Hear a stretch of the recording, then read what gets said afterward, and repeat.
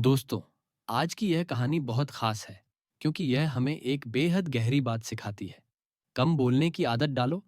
यह केवल एक सलाह नहीं, बल्कि एक साधना है। कहानी शुरू होती है हरीश से। हरीश की एक पत्नी थी, बहुत बोलने वाली। सुबह उठते ही बोलना, दोपहर में बोलना, रात को बोलना।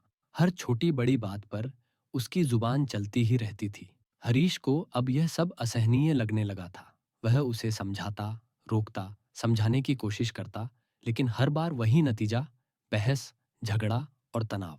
एक दिन किसी ने हरीश को बताया कि जंगल में एक महात्मा आए हुए हैं। जो भी उनसे मिलने जाता है, उसे मन की शांति मिलती है। हरीश ने सोचा, शायद अब वही मेरी आखिरी उम्मीद है। वह अपनी पत्नी को लेकर महात्मा के पास पहुंचा। हरीश बोला, मुनिवर, कृपा करके इसे समझाइए। ये बहुत बोलती है। मेरे मना करने के बाद भी इसका मुंह बंद नहीं होता। दिन भर बोलती रहती है। हर बार इसके कारण हमारे घर में लड़ाई हो जाती है। मैं बस चाहता हूं कि ये थोड़ा चुप रहना सीख जाए। महात्मा मुस्कुराए। उनके चेहरे पर एक हल्की सी करुणा थी, जैसे वे पहले से जानते हों कि यह समस्या सिर्फ हरीश की नहीं, बल्कि लगभग हर घर की है। वे बोले, हरीश, मैं तुम्हें इस बात को एक कहानी की मदद से समझाता हूं। महात्मा ने कहना शुरू किया। मेरे गुरु के एक शिष्य थे। वो बहुत बोलते थे। हर समय इधर उधर की बातें करते रहते थे। कभी शांत नहीं रहते। जब भी दान लेने जाते, हर घर से कोई नई कहानी लेकर आते। आश्रम के बाकी शिष्यों के बीच चुगली करते, किसी की निंदा करते, किसी की बुराई करते, दूसरों के सामने खुद को अच्छा साबित करते। अपने ही मुंह से अपनी तारीफ करते रहते। हमेशा अपने आप को सबसे बुद्धिमान बताने में लगे रहते। उनका कहना था, मैं अमीर घर का बालक हूं। अगर चाहता तो आरामदायक जीवन जी सकता था, लेकिन मैं सब छोड़कर यहां आया हूं क्योंकि मुझे सच्चाई की खोज करनी है, खुद को जानना है। लेकिन असल में वह सिर्फ दूसरों को दिखाना चाहता था कि वह सबसे श्रेष्ठ है। महात्मा बोले, एक दिन मेरे गुरु ने आश्रम के सभी शिष्यों को बुलाया और कहा, आप सबको अगले 1 महीने के लिए कोई ना कोई संकल्प लेना होगा। गुरु ने कहा, संकल्प से आपकी आत्मशक्ति बढ़ेगी, आपका मन मजबूत होगा। हर शिष्य ने अपने सामर्थ्य के अनुसार कोई ना कोई संकल्प लिया। किसी ने उपवास का, किसी ने मौन का, किसी ने सेवा का। लेकिन वही शिष्य जो हमेशा खुद को सबसे बड़ा समझता था, सीधे गुरु की कुटिया में पहुंच गया और बोला, गुरुदेव, मैं कोई छोटा संकल्प नहीं लेना चाहता। मुझे कुछ ऐसा संकल्प दीजिए जो महान हो, जो मेरी योग्यता के अनुरूप हो। गुरु मुस्कुराए। उन्होंने कहा, क्या तुम मेरे दिए हुए संकल्प को निभा पाओगे? शिष्य बोला, गुरुदेव, आप बस आदेश दीजिए, मैं पूरा कर दूंगा। गुरु ने कहा, ठीक है, तो तुम अगले 1 महीने तक मौन रहो, मुंह से एक शब्द भी मत निकालना। शिष्य ने हंसते हुए कहा, गुरुदेव, यह भी कोई संकल्प हुआ?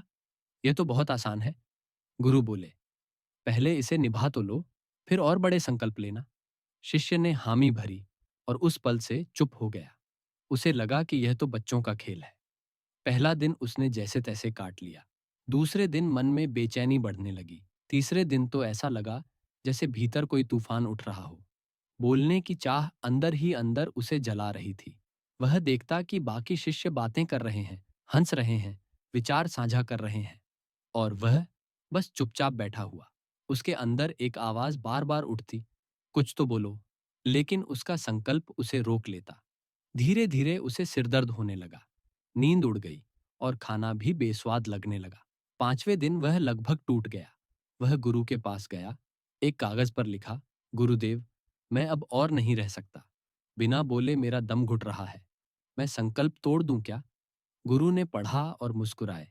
बेटा, संकल्प तो लेना भी तुम्हारे हाथ में था और तोड़ना भी तुम्हारे हाथ में है। पर याद रखना, जो अपने छोटे संकल्प को नहीं निभा सकता, वह जीवन के बड़े उद्देश्यों को भी नहीं निभा सकता। फैसला तुम्हारे हाथ में है।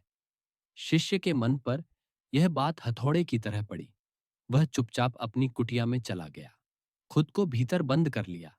अब वह केवल जरूरी कामों के लिए ही बाहर निकलता था। बाकी समय वह ध्यान में, आत्मसंघर्ष में बीताने लगा। दिन बीतते गए। 15 दिन हो चुके थे।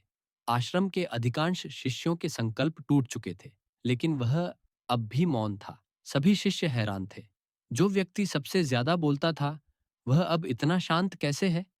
15वें दिन वह दोबारा गुरु के पास गया। लिखा, गुरुदेव, मैं बाहर से तो शांत हूं, लेकिन भीतर बहुत शोर है। मेरे अंदर हजारों आवाजें हैं।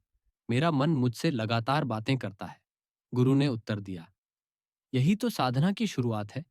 पहले जब तुम बाहर बोलते थे, तो तुम्हें भीतर की आवाजें सुनाई नहीं देती थीं। अब जब तुमने बाहर की आवाज बंद की है, तो भीतर का कोलाहल सामने आ रहा है। अब तुम्हारा असली संघर्ष शुरू हुआ है। एक दिन वह शिष्य गुरु के पास आया। उसने कागज पर लिखा, गुरुदेव, मेरे भीतर बहुत सी आवाजें हैं, बहुत सी चीखें, बहुत सी शिकायतें। मैं अंदर ही अंदर बातें करता रहता हूं। मेरा मन हर समय प्रश्न पूछता रहता है। मैं बाहर से जितना मौन हूं, भीतर से उतना ही शोर में डूबा हुआ हूं। क्या इस हालत में मेरा संकल्प अब भी जारी है? गुरु ने शांत स्वर में कहा, हाँ, तुम्हारा संकल्प अभी भी जारी है। लेकिन जब तक लोगों की आवाजें तुम्हारे कानों में गूंजती रहेंगी, तुम्हारा मन बोलता रहेगा।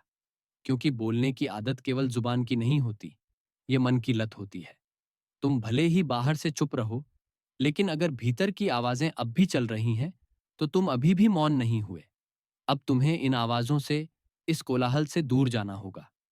शिष्य ने गुरु को प्रणाम किया और वहां से चला गया। अगली सुबह उसने अपनी कुटिया छोड़ी और गहरे जंगल की ओर चला गया।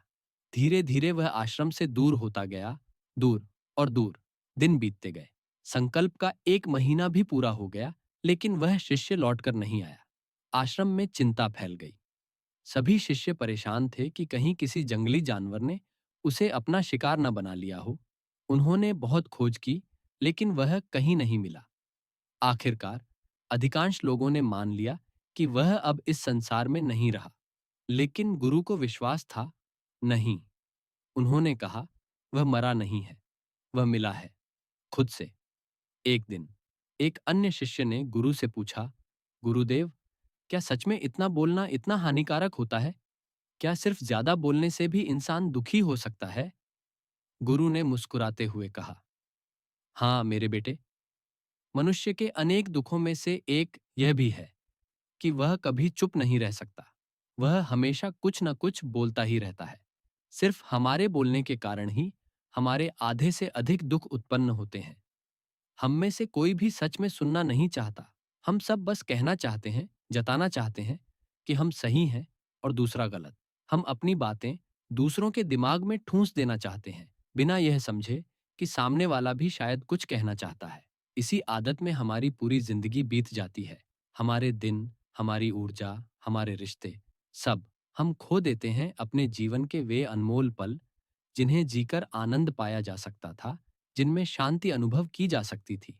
गुरु ने कुछ देर रुककर कहा, और बदले में हमें क्या मिलता है? कुछ नहीं, सिर्फ थकान, भ्रम और बेमानी शब्दों का अंबार। हम शब्दों के जाल में उलझे रहते हैं, पर अर्थ कभी नहीं पकड़ पाते। शिष्य ने पूछा, तो गुरुदेव, इसका समाधान क्या है? गुरु ने गहरी सांस ली और बोले, समाधान है जागरूकता। जब तुम अपने विचारों को पूरे ध्यान से देखना शुरू कर दोगे, तो विचार अपने आप शांत हो जाएंगे।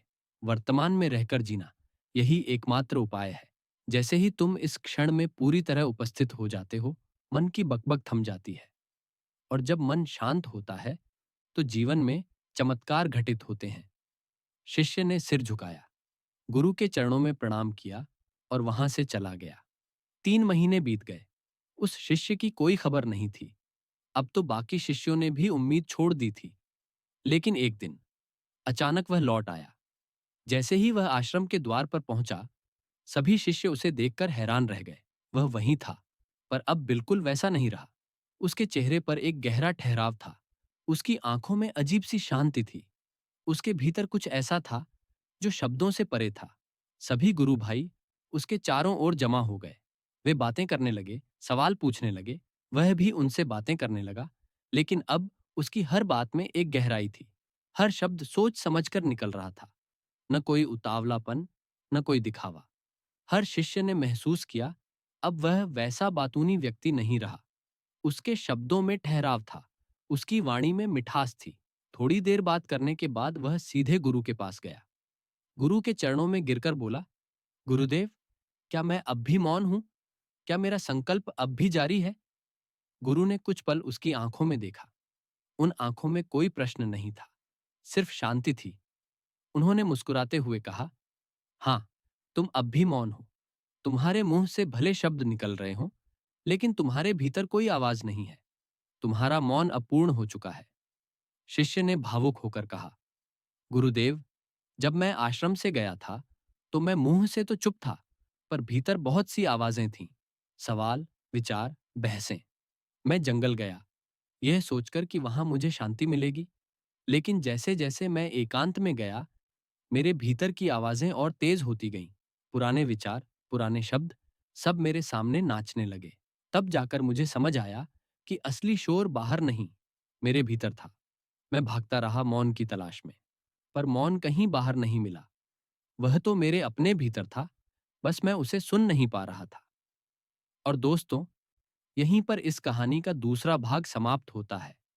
यहाँ हमें यह सिखाई मिलती है कि मौन केवल चुप रहने का नाम नहीं है, बल्कि भीतर की आवाजों को शांत करने की कला है। ज्यादा बोलना हमेशा शब्दों से नहीं होता, कभी कभी हमारा मन भी बोलता रहता है, बिना रुके, बिना थमे। और जब हम इस मन को शांत करना सीख जाते हैं, तो सच्चा मौन प्रकट होता है।